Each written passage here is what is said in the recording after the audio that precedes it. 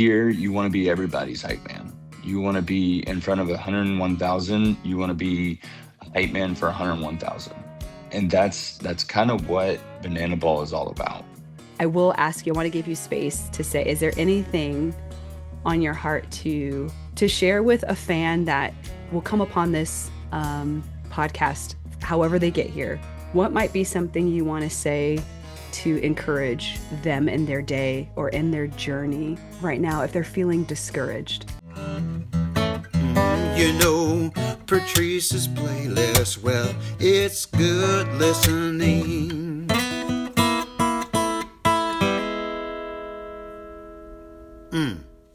I am so glad that you are here. Welcome back to another conversation here on Patrice's playlist. I am your host, Patrice, and y'all have heard me talk about Banana Ball. If you're not familiar with Banana Ball, I'm going to leave some links in the show notes for you. You can see sort of a quick description of what that is.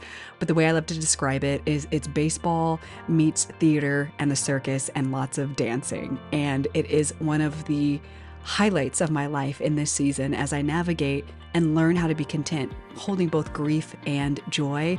Banana Ball just brings me so much joy and delight.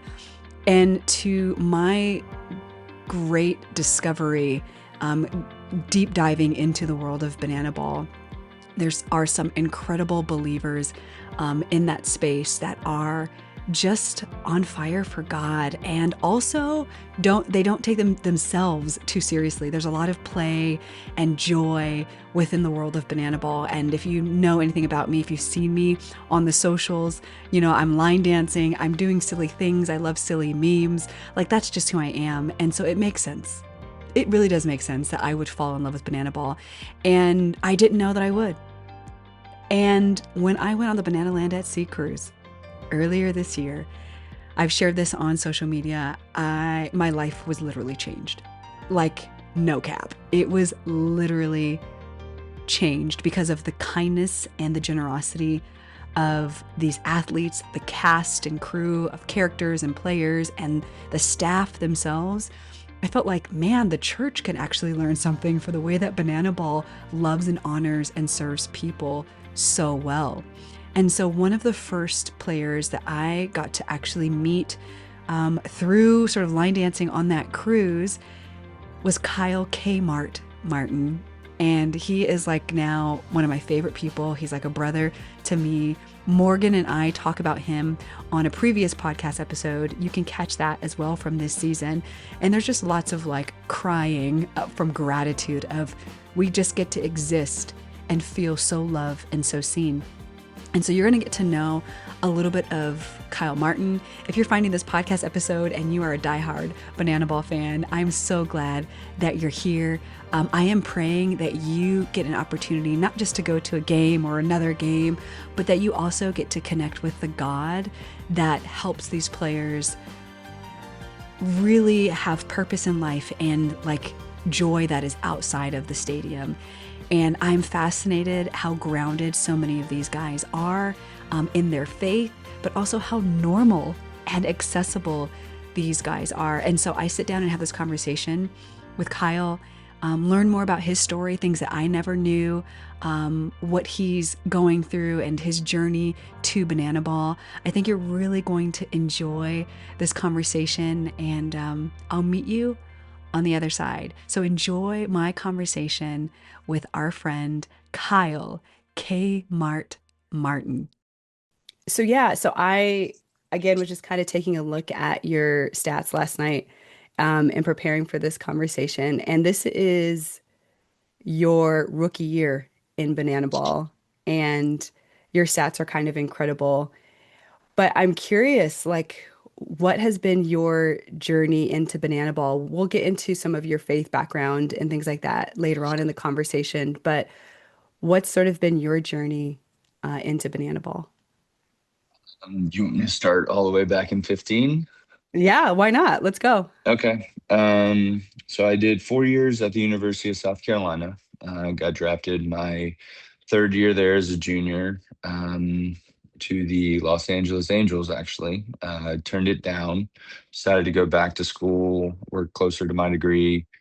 And then just thought I could have a better put together a better year for a higher stock in the draft. So went back for my senior year, had a really good season, and then got drafted in the fourth round to the Phillies. Wow. Um, Spent 3 years with them. Ended up getting released after I snapped my collarbone and had two surgeries. Oh my Yeah, that gosh. was a long What? road and a lot of fun just for snapping the collarbone. Yeah, Wow. pretty wild. Um, but that opened the door to independent baseball, which is Okay. where I ultimately met my wife, Megan. Mm. So, God works in mysterious ways. Yeah. Um, so I played 3 years for a team based out of Canada. Um, and then ended up in Mexico for 3 years. Also got picked up out of Mexico to go play AAA with the Padres, which is in El Paso, where we were last weekend or 2 weekends ago. Hmm. Um, and then one more year of indie ball, was going to hang it up and retire. And then got a direct message on Instagram out of the blue from the I guess you can call him a recruiter for Banana Ball. Yeah. Just asking me, hey, you want to go to a tryout? Sure. Let me give you a call tomorrow. See if I can ask a bunch of questions. Just give me an hour of your time. Yeah. Sure enough, he gave me an hour and a half, and just one of those offers you can't say no to. So called Megan, said, hey, what do you think about Banana Ball? Oh yeah, let's do it. Let's go. Let's ride, baby. Yeah. Well, we might have to move to Savannah. So what? We'll start packing today. Let's go. Wow. So she was all on board before I even think I knew I fully was. Hmm. And then that's how we kind of got into it. We went to a tryout, fell in love with it. We did a little banana ball scrimmage, did some of the dances. I was like, this is cakewalk. This is fun. This is a blast. It's fast paced. Like Yeah. no time to sit there and stand around and think. Just go have fun and keep going. Yeah. Um, so truly fell in love with it right off the rip. Wow. Yeah, I want to actually pull it back just a little bit because you talked about um, wanting to stay closer to your degree when you were first drafted. What was your Mhm. degree during that time? Mechanical engineering. What? Yep. Say more. Wow. Why? What? Um, yeah, my dad's a mechanical engineer, I guess by trade. He works in business sales now, but it was just one of those things. I kind of fell into it. It kind of worked in my favor because I was always really good at math. I took an engineering course or like a semi intro to engineering course in high school. Hmm. Took a man, I can't remember exactly what the class was called, but um, it was basically working with computers, taking them apart, putting them back together a little bit, just building random things here and there in high school. And it just kind of opened that door. And it's funny because when I walked in to see my school counselor on the first day, we had an athletic school counselor, and he was trying to ask everybody what they wanted their major to be. And I walked in and said mechanical engineering, and he's like, absolutely not. No, you're here to play baseball. I was like, well, I can do both. So we're Wow. gonna just give me a semester. Let's see if it works. If it not, then we'll figure it out. Yeah. And sure enough, came out of that semester. I think I had one B, the rest were A's, and then like What? they didn't ask any questions after that. So, Wow. So you're a well, scholar. luckily, You're a scholar. I don't attribute it all to myself. I work hard, yes, Yeah. but luckily when I went into intro to engineering, Hmm. I met five guys that without them I would never have made it through 4 years of college. We took mainly all the same classes together at the same time. Hmm. So whenever I'd get back from a long road trip, they would meet me at the engineering building, and um, we'd hole over in one of the classrooms all night, and Yeah. then they would Yeah. just help me study. Um, Wow. Wow. they took care of me really well. They're an amazing group of guys. I still chat with them once in a while on social media. Nice. But without them, I probably would have failed out. Dang. And I'm curious, like, with baseball, like, is that just something that you were good at, or was it like really a first love? Or like, how did you, like, what was sort of your origin story into baseball? Um, I can't remember a time that I didn't have a bat or ball in my hand. Just kind of growing up, always had one or the other. Always in, I guess, front yard, backyard. We lived in an apartment, so it was kind of like in the streets, I guess. Yeah. Out there playing baseball some point in the day, every single day. It was just something Wow. we all loved together, and we all did. And then got into t-ball. Just you know, always seemed to have the power. So my mom just kept me in it. My parents kept me in it.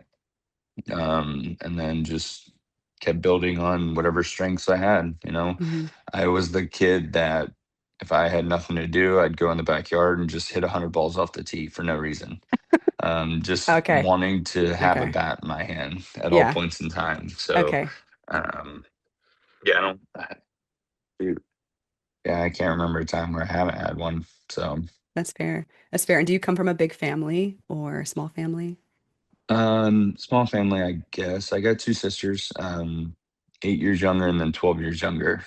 So started out mostly as an only child, and then Hmm. had two younger sisters come in later. Okay, nice. And what do they think about your banana ball journey? Um, so one sister got to come to when we played in Round Rock. So, Uh-huh. Yep. and she said after the game, that's the only time I've ever openly cheered at a sporting event. She loved it.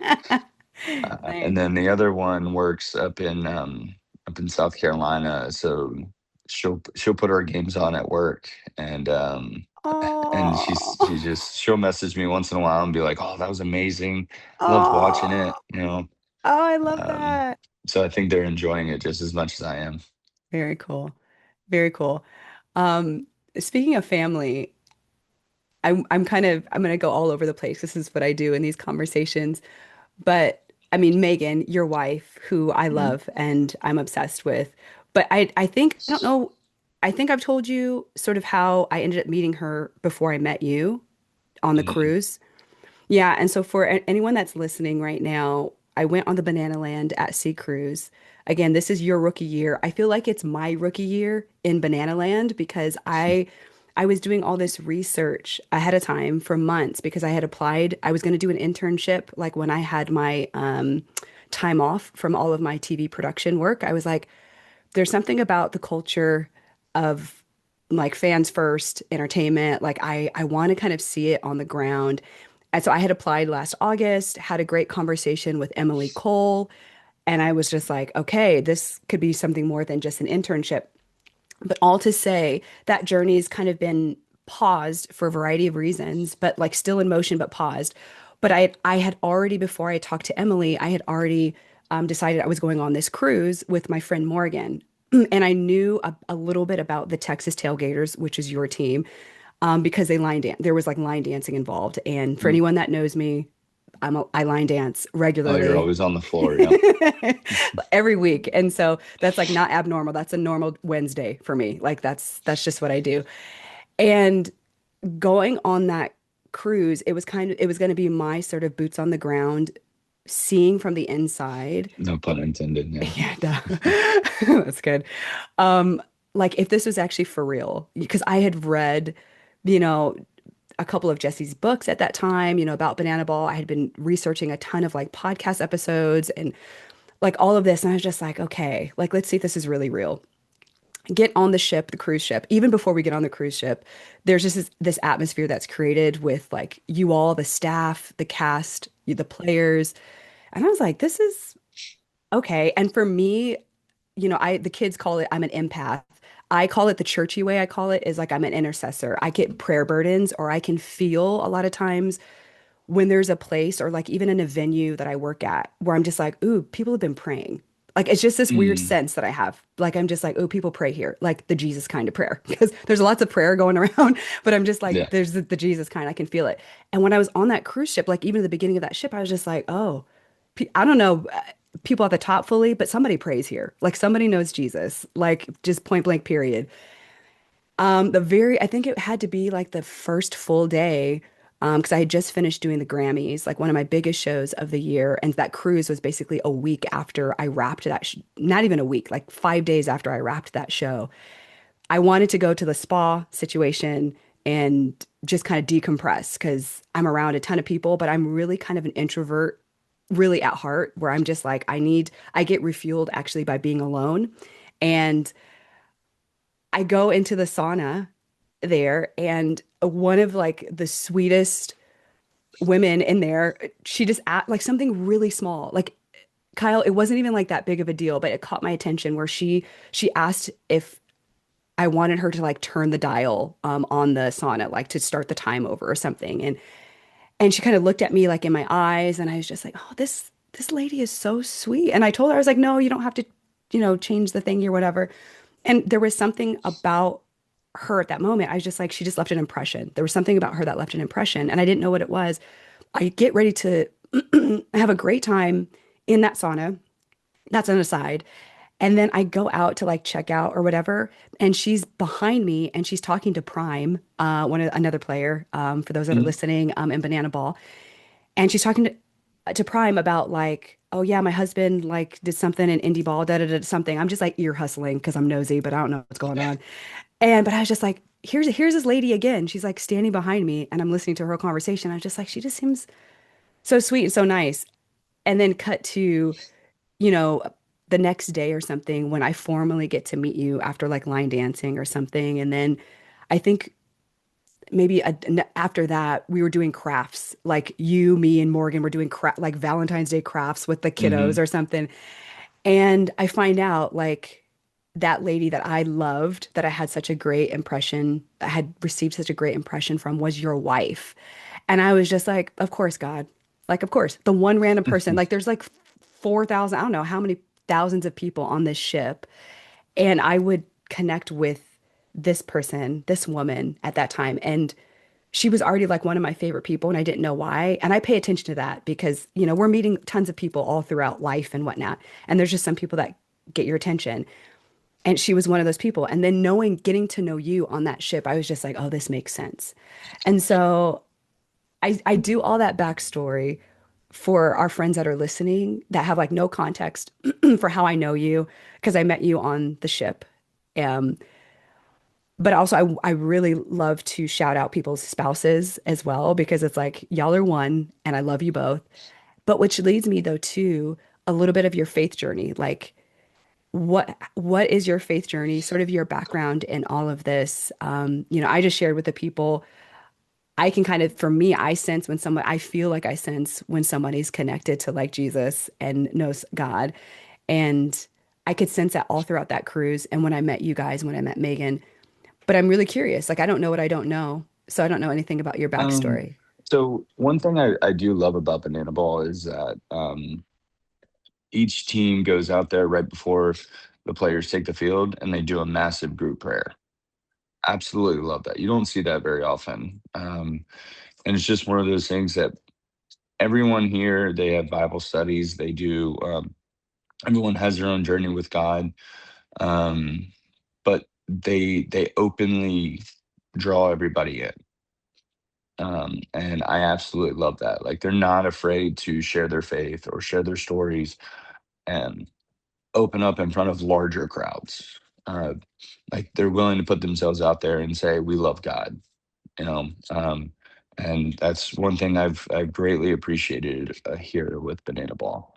Um, but as far as my backstory, growing up, every Wednesday night, like a van would pick us up by the apartments and take us to Awanas, and that was kind of when You went my to journey Awani's? started. I went to Pause. Awanas. How many Bible verses did you have to memorize? Just kidding. Okay, sorry to interrupt you. Goodness, I wish I remembered all of them. Me too. I can't. And then that's kind of where it started. But we were never really churchgoers Mhm. on Sundays. but every now and then we'd just pop in, Easter Sunday or whatnot.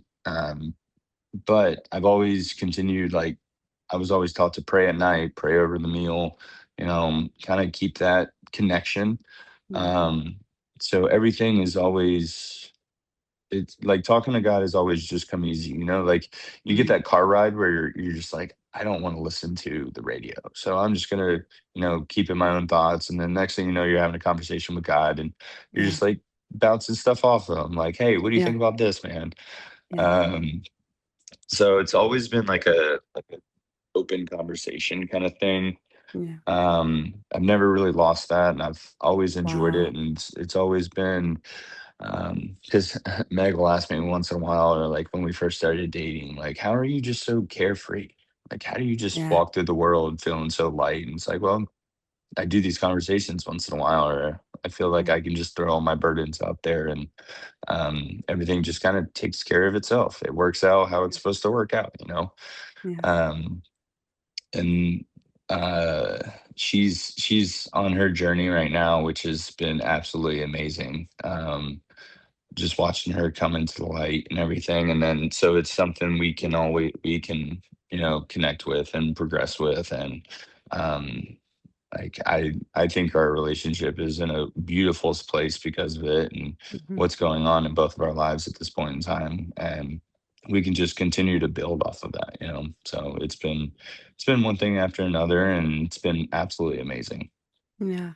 Yeah, which makes me also want to ask, and we're going to loop back to, I think, because I have some more, I'm curious about some other things about your faith journey and then if there's been any influences, but I'm going to pause on that because I want to know, how did you and Megan officially meet? So her brother-in-law, and actually shout out to him, today's his birthday. Ah, nice. um Logan Hill and I played together. We became really good friends in 2020. I believe it was 2020. Yes, 2021. Um, might have even been 2020. Oh man, those dates are running together now. But we played together when I was with the team in Winnipeg, Okay. Canada. Okay. We became really good friends, going on the golf course, having a good time together. Um, and his wife joined him for the season, Emily. Um, So got to know both of them very well and just kind of built that bond, built that connection. But a Halloween night, sitting in a bar by myself, um, dressed up as a lumberjack, I get a random direct message on Instagram, and it was from Megan. Um, and her brother-in-law had, or I guess he had gone to her brother-in-law and was like, hey, I'm ready to get back on the horse. Do you have Yeah. any friends you would like to introduce me to? So Yeah. he put me in there, and so I got a direct message. We were chatting for a few minutes. She was like, well, I'm exhausted, I'm gonna go to bed. If you would like to talk, just give me a call or text me tomorrow. First thing I do, 7 a.m., wake up, FaceTimer. um Not sure she was very happy about that, but getting a wake up call that early. Yeah. Um, but I was like, if I'm gonna make an impact. Yeah. Like, I really like this girl. From with the conversation we've had so far and everything, I really like this Yeah. girl. I'm gonna put in the work for it. So, Yeah. make sure she remembers me. So, um, FaceTimed her. We chatted for a few minutes and then just immediately never stopped talking. She ended up booking a last second flight 2 weeks later out to Dallas to come see me on my birthday weekend. And Oh, from then, it's just we flew back and forth, yeah. hung out with each other as much as we could. And then up until next season, where she came in, she was coming just to stay for spring training, ended Yeah. up staying the entire season. Yeah. um, so it was we progressed a lot quicker, but it was one of those things, like, it was Yeah. just kind of meant to be. Yeah. Yeah.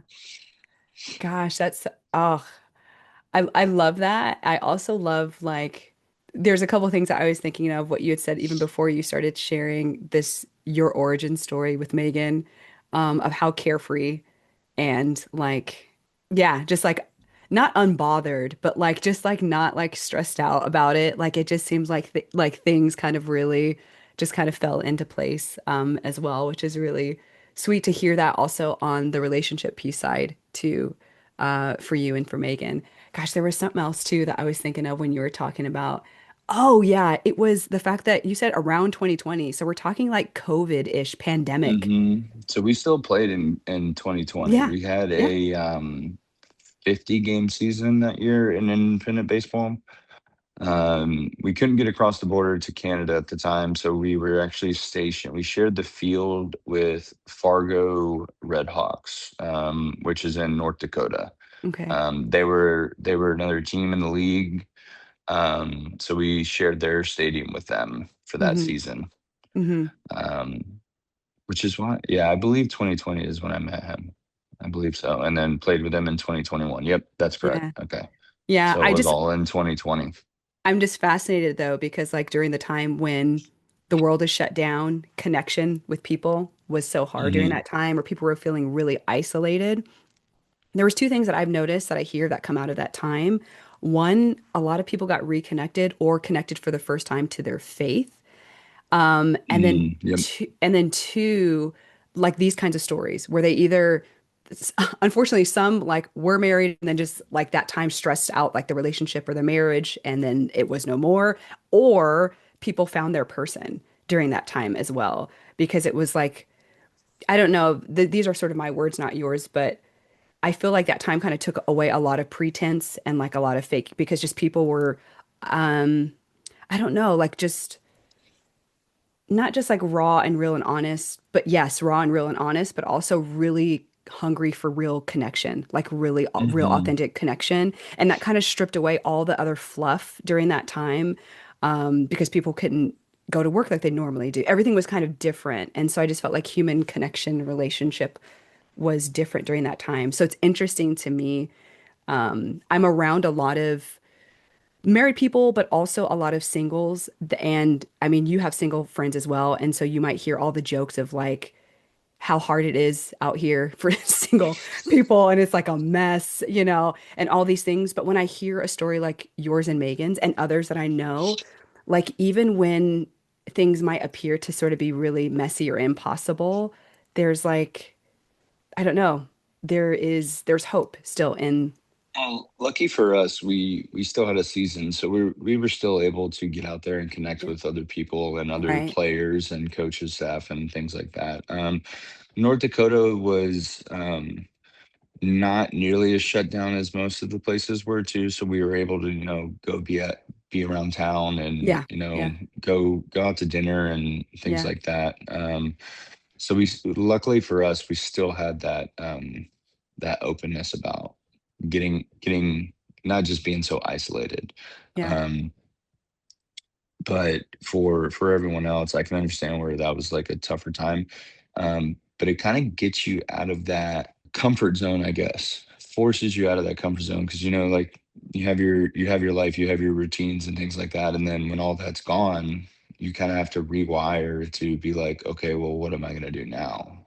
How am Mm-hmm. I gonna find that connection? So it's more raw because you're forced to do something you don't want to do and put Mm-hmm. yourself in a situation where you're like, Mm. I'm gonna go find it anyways. Ooh, that's good. Yeah, I was just messaging a friend of mine um just last night, or actually the night before last, and she's just so like over the whole like dating scene. She has been, I think, really for like the past 2 years, but she's kind of hit this wall where she's not wanting to just step outside of her comfort zone. And I was just kind of encouraging her. It's just like, I know it, like it does suck. I'm gonna acknowledge that. And like don't give up yet, like still, like let's step out, like let's still take risks, like let's still, Mhm. and I'm that friend where I get on my friends nerves because I have a problem with the status quo, and like I always want to kind of push past that, and like what everyone else is saying is normal, I'm just like, no, it doesn't have to be. Just because it's always been like this, excuse me, just because it's always been like this doesn't mean it's going to always be like this. And so, which leads me to my other question about connection. We were just talking about, people stepping outside of their comfort zone. I feel like you do that a ton in Banana Ball, stepping outside of your comfort zone, just as a Kyle, as a human.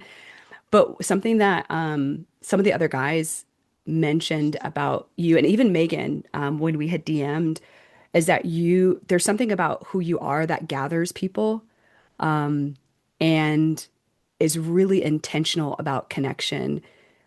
What's like, is that just really natural for you? Why do you do that? What does that maybe look like in some ways, as you've been in Banana Ball, living in a new city, all those things? So growing up, we always did birthday parties. Like that was a big thing from my family growing up. So my parents always hosted parties and they loved it.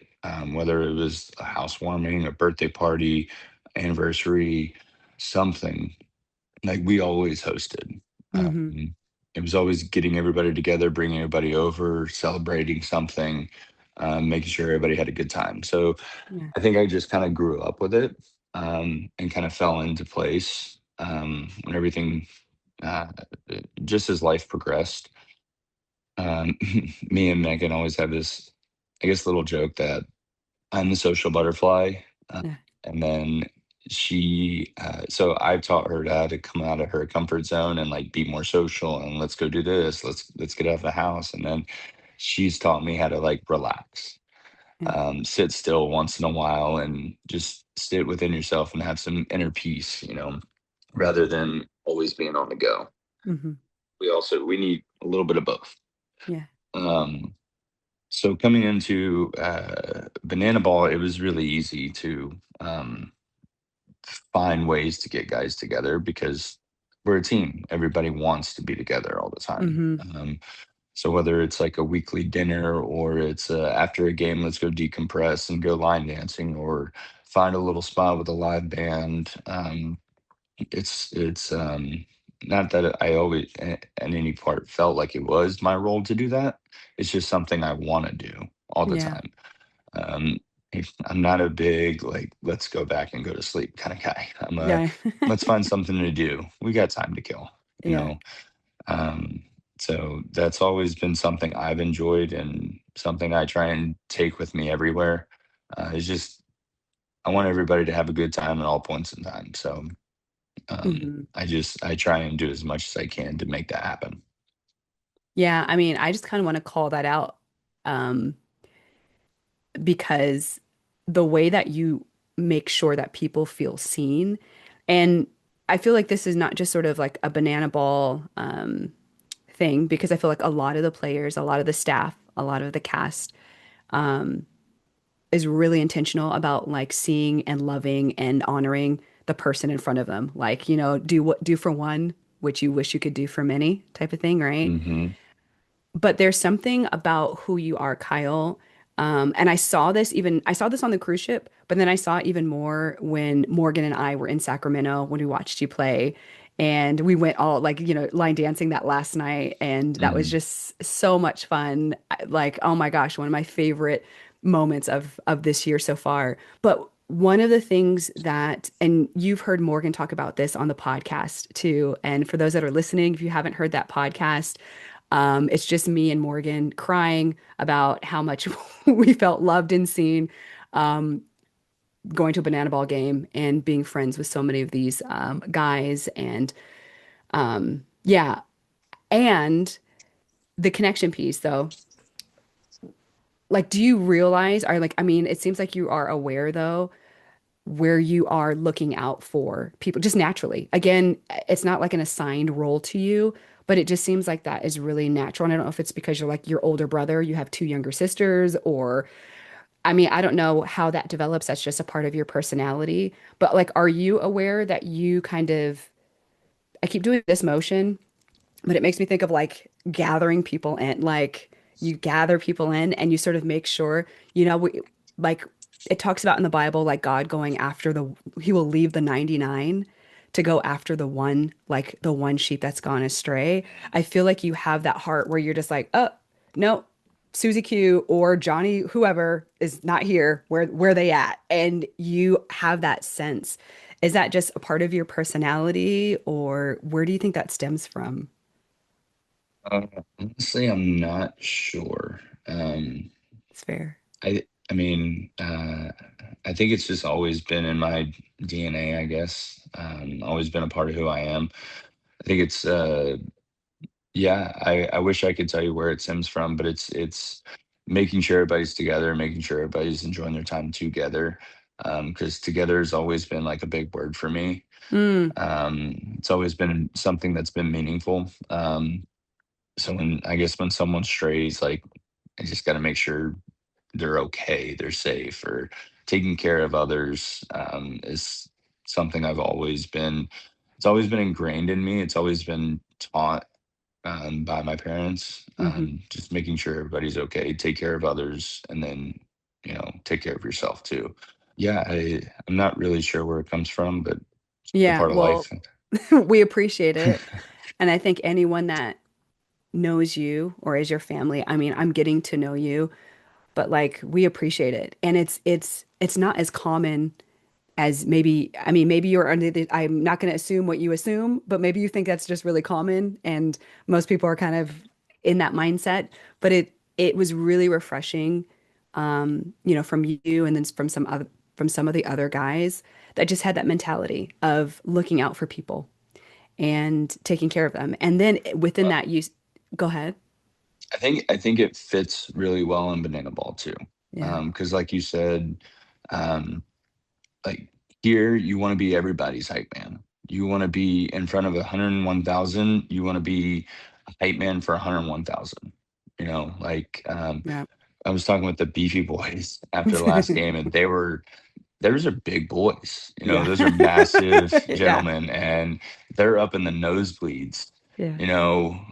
When the stairs are incredibly steep and Yeah. everybody's packed in, and they're up there Yeah. having an absolute ball of a Yeah. time. And that's kind of what Banana Ball is all about. Hmm. So I think,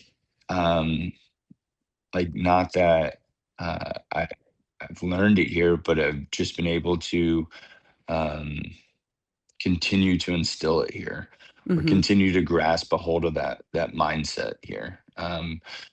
Just because you want to take care of everyone, like you said, do for one what you wish you could do for everyone. Yeah.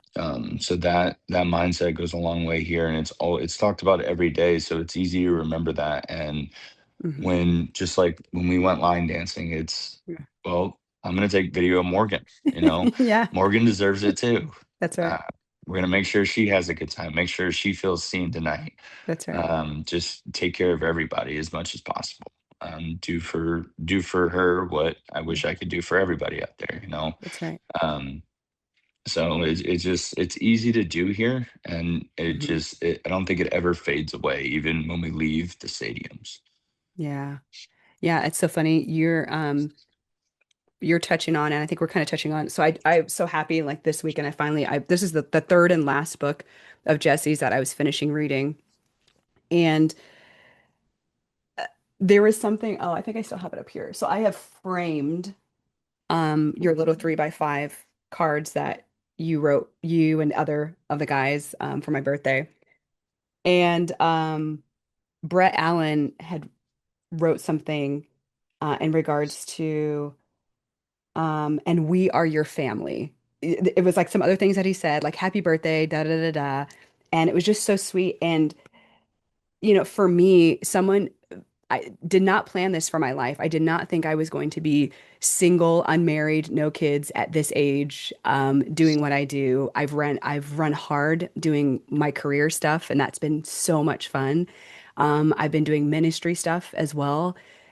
However, like the desire of my heart has always been to start my own family, like to have a partner. Like that was like, okay, God, like let me be fruitful and multiply and share your goodness and your love this way. And God had some other plans for my life.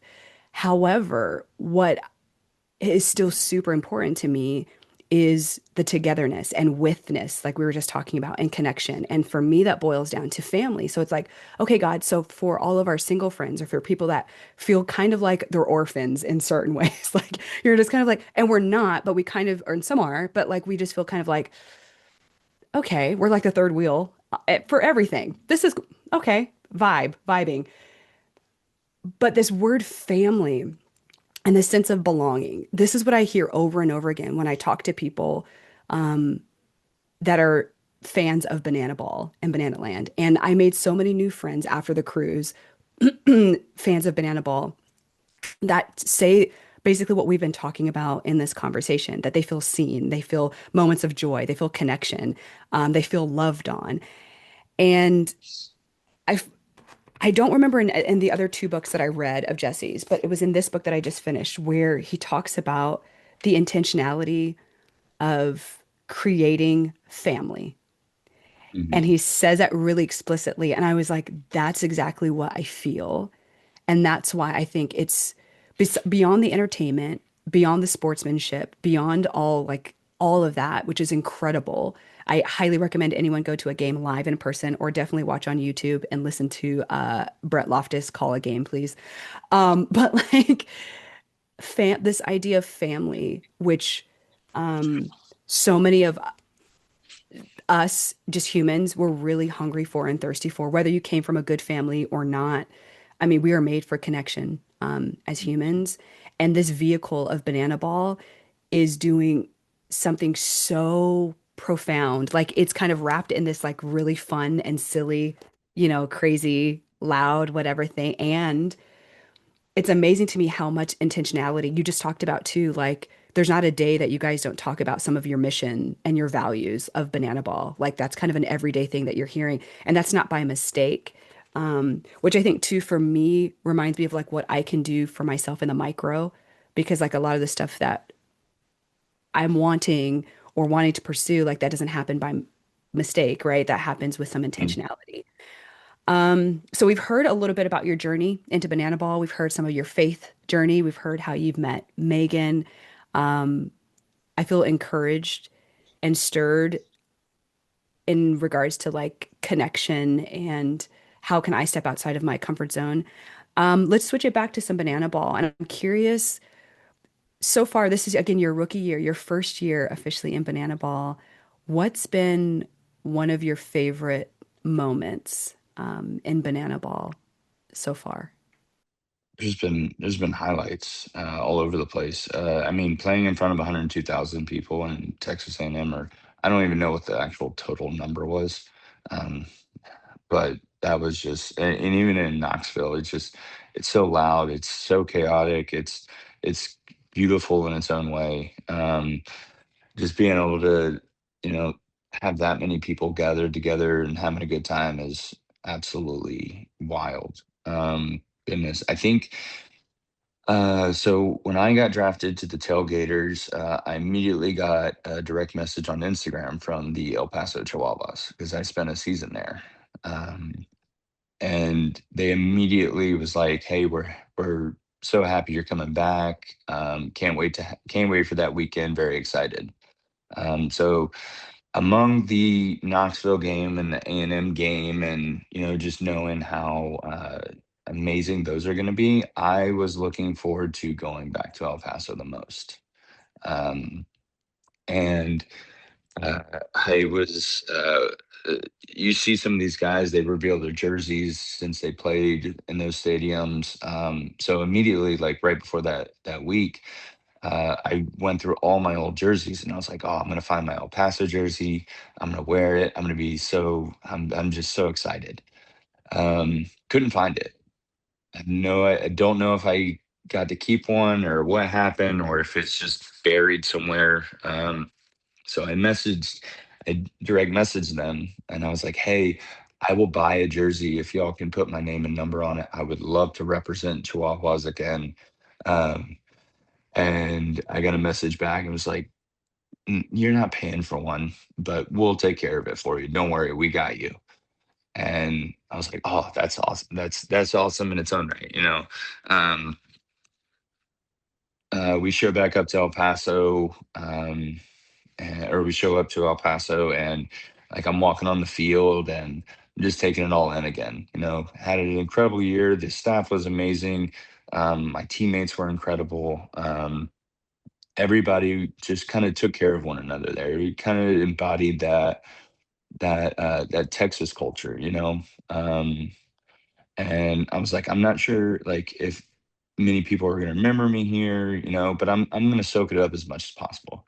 Sure enough, like I'm walking on the field and the grounds crew that was there in 2022 came up to me, immediately remembered me, like shook my hand, like welcome to have you back or good to have you back, welcome home kind of thing. The Wow. staff came down, the GM, head of operations, everyone came down, was like, hey man, like glad to have you back, so excited for this weekend, it's going to be absolutely incredible, here's your jersey, you get to wear it, Yeah. like represent, have a good time with it. And I was just like, man, that's so cool that people remembered me. And I was low man totem pole, like wasn't a prospect, they pulled me out of Mexico to fill the spot, Yeah. like did not think that anybody was gonna remember little old me. But sure enough, like everyone did, and that right Wow. there just kind of like hit me in the heart, and I was like, oh wow, that's just one of those moments that you're gonna live with forever. Mm. um and then went out to do signings and do the tailgate, and there were Chihuahuas fans, and even they would come up to me and be like, hey, so cool to have you back, this is gonna be awesome, excited to Yeah. see you play again. And just like, man, just one of those. Um, got to go in my first at bat and unbutton the tailgater jersey, reveal the Yeah. Chihuahua jersey, give it a little Yep. ovation, and like everyone stood up, even in the outfield, even in the buildings out and right, everyone stood up and like just cheering. And like I even looked at the catcher for the firefighters, and I was like, man, I'm not gonna be able to see right now, you know. Um, it was just one of those special moments that like I'll never forget, being back in that stadium and just having all those people remember, and um, fighting through those tears and whatnot, and fighting through the excitement and all, Yeah. and getting to enjoy that time there. Wow. That's phenomenal. Yeah, Yeah.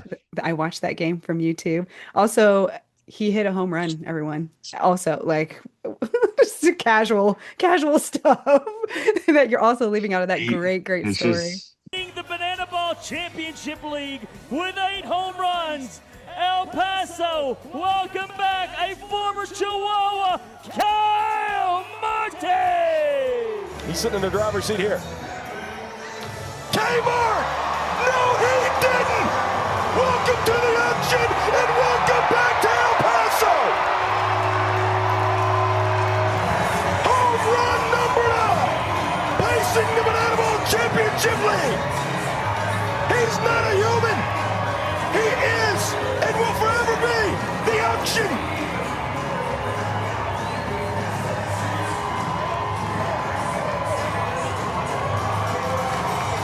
His first plate appearance in 4 years here in Southwest Texas. And he wins point number 1 for the Tailgaters. Certainly not the way Bradford Webb would have started, but that is a storybook beginning here in El Paso. It's one of those things you can't draw it up. You can't write it up Seriously. any way better. So cool. Oh my gosh. And I mean, what does that feel like though to be, I mean, you talked about Knoxville with it being so loud with so many people, but like how did that feel, back in Texas to be around, like how does that feel in the human body to be around that many, like over 100,000 people at one time? Uh, so when we were in Knoxville, I did a on-field interview, so I had the earpieces in, uh, and I had so in Knoxville they have an older stadium, so their sound system is actually on the field, shooting up into the fans. Oh, So when I was playing left field, the speakers were right behind me, so oh, I could barely hear in my ears with them right behind me. Like Brett Loftus and Miko were saying, yeah, they could hear the speakers and it was kind of a tougher interview. Um, but it was that, I mean, obviously because of the speakers, it made it 10 times louder than what it normally would have been. But Yeah. being in A&M and Knoxville, when they played their fight songs, that's when you could really hear the crowd erupt.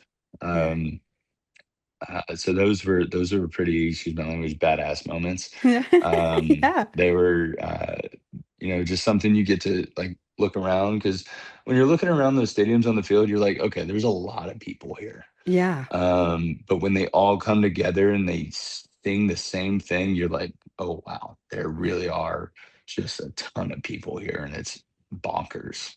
Yeah. Um, and then in A&M, we did the Friends in Low Places, and then in Knoxville, we did yellows. So the lights go down, everyone pulls out their phone, that puts their flashlights on.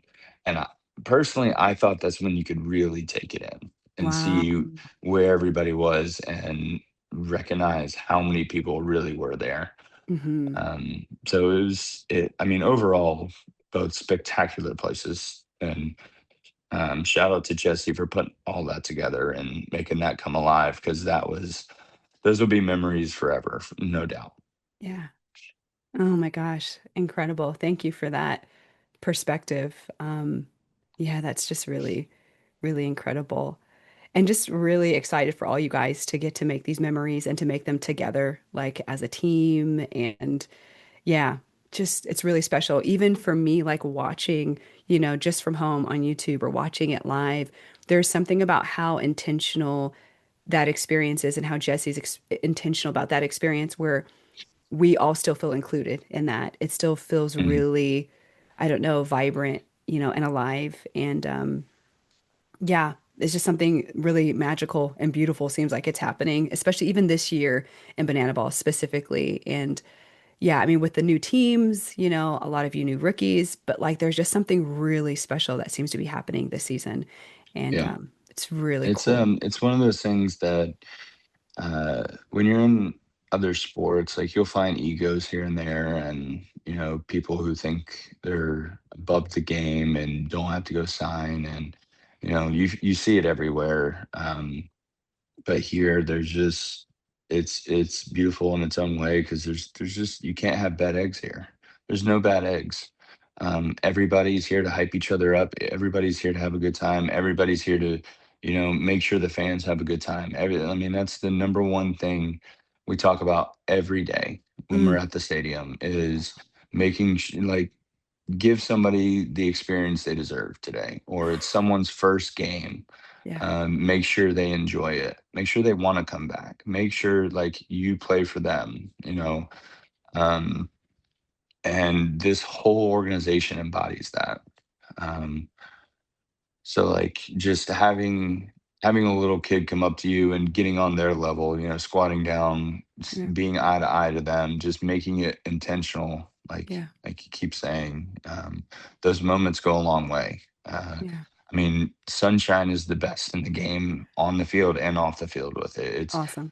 It's incredible just standing behind him and watch him talk to every single person he gets to meet. Yeah. He does an incredible job of, like, the first thing he always asks is, "What's your name?" Like, Mm, don't even worry about me. I want to know your name. that's I right. want to know where you're from. I want to know what's going on in your world. That's right. And then, getting putting them on the unicycle to let them take a photo. Yeah. Yes. Mm.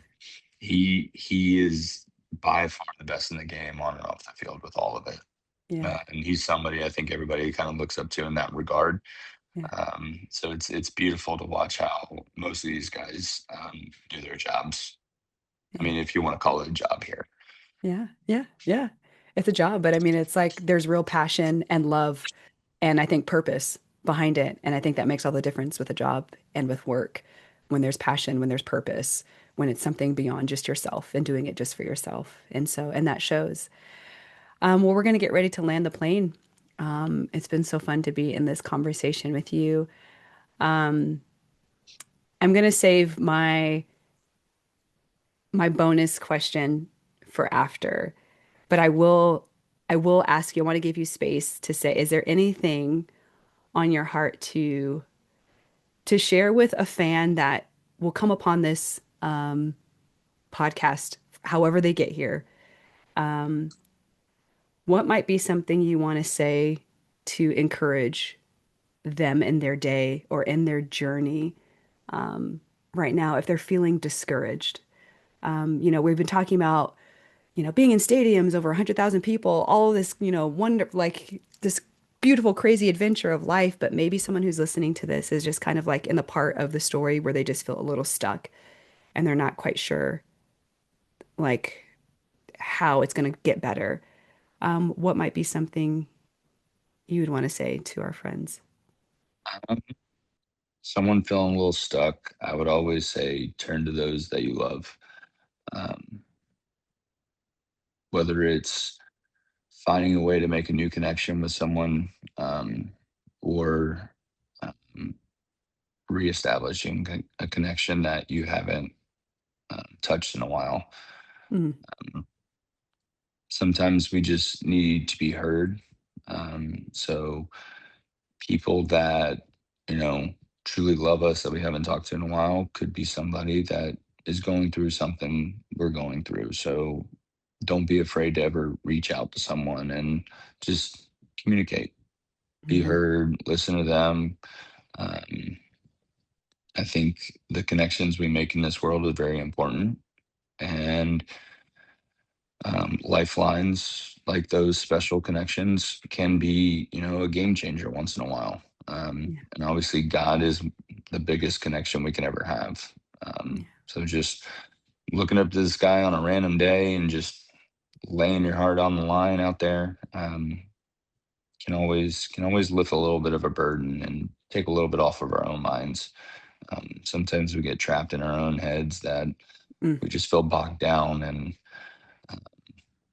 I know that's the same way in baseball is, we just overthink it too much, and it's still a game. You still got to enjoy it. So sometimes you just got to find a way to clear the brain, clear the mechanism.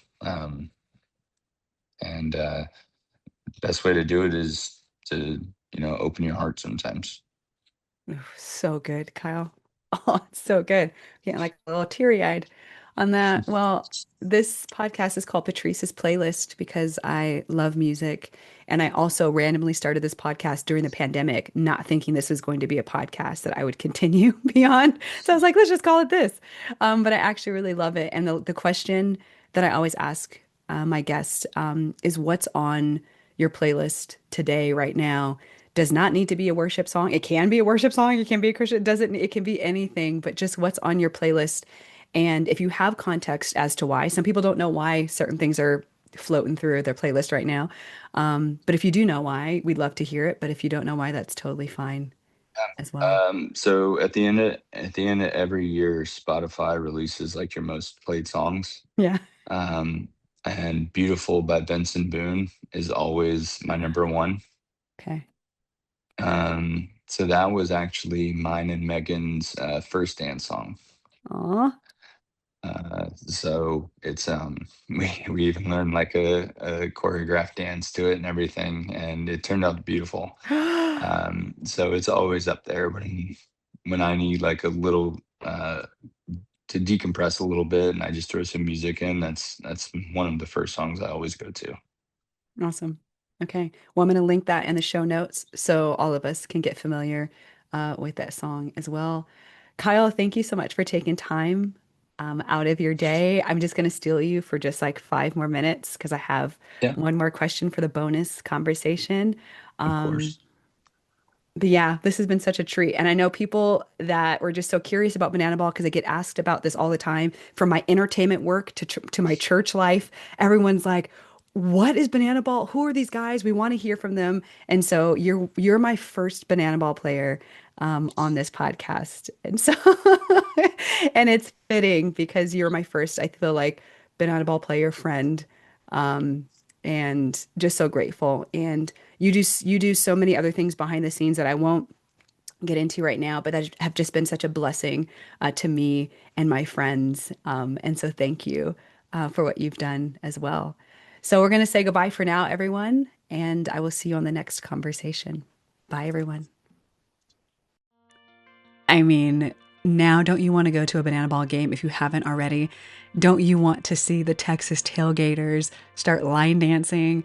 Don't you want to learn more about all the teams in banana ball? I hope you do.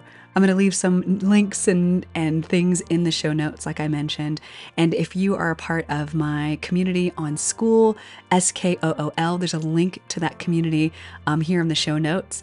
You can listen to a bonus conversation that Kyle has with me where he shares some really beautiful things, also connected to his story and a person that he deeply and greatly admires as well.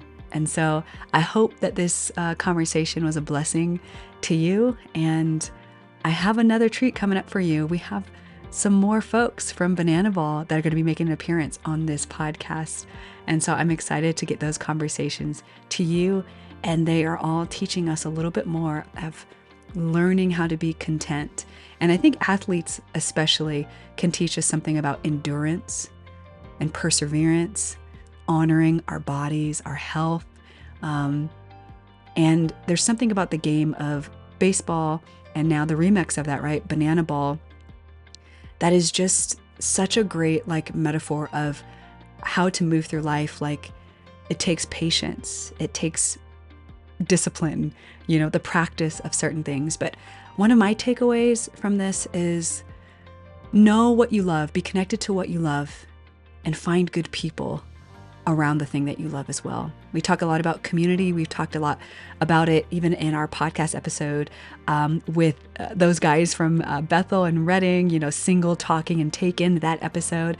And they talk about, as men especially, the importance of having community and having solid people in your life. And so I love creating virtual communities, which I think is a great complement to your in-person communities. And if you're in a place where you're just like, I cannot have, it's hard for me to have in-person spaces like mine and what other people are doing, that's a reason to get connected digitally as well and do live events online, those things, so you can be connected, because we're not meant to walk this journey alone.